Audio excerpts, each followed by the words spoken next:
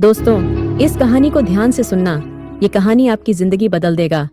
कहानी भले ही बहुत छोटी है, लेकिन अपने आप में बहुत कुछ है। इस कहानी से आपको बहुत कुछ सीखने को मिलेगा। तो चलिए कहानी शुरू करते हैं। एक दिन एक व्यक्ति सर्कस देखने गया। वहां जब वह हाथियों के बाध्ये के पास से गुजरा तो एक ऐसा दृश्य देखा कि वह हैरान रह गया।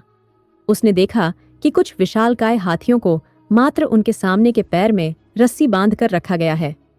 उसने सोच रखा था कि हाथियों को अवश्य बड्ढे पिंजरों में बंद कर रखा जाता होगा या फिर जंजीरों से बांधकर। लेकिन वहां का दृश्य तो बिल्कुल उलट था। उसने महावत से पूछा, भाई, आप लोगों ने इन हाथियों को बस रस्सी के सहारे बांध कर रखा है, वो भी उनके सामने के पैर को। ये तो इस रस्सी को तो बड्ढे ही आराम से तोड़ दी सकते हैं। मैं हैरान हूं कि ये इसे तोड़ दिए क्यों नहीं रहे। महावत ने उसे बताया, ये हाथी जब छोटे थे तब से ही हम उसे इतनी ही मोटी रस्सी से बांधते आ रहे हैं।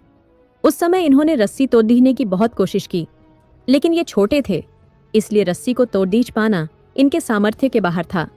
वे रस्सी तोड़ नहीं पाए और ये मान लिया कि रस्सी इतनी मजबूत है कि वे उसे नहीं तोड़ सकते। आज भी इनकी वही सोच बरकरार है। इन्हें आज भी लगता है कि ये रस्सी नहीं तोड़ पाएंगे, इसलिए ये प्रयास भी नहीं करते। यह सुनकर वह व्यक्ति अवाक रह गया। सीख, दोस्तों, उन हाथियों की तरह हम भी अपने जीवन में नकारात्मक सोच रूपी रस्सी से बंध जाते हैं। जीवन में किसी काम में प्राप्त हुई असफलता को हम मस्तिष्क में बिठा लेते हैं और यकीन करने लगते हैं कि एक बार किसी काम में असफल होने के बाद उसमें कभी सफलता प्राप्त नहीं होगी।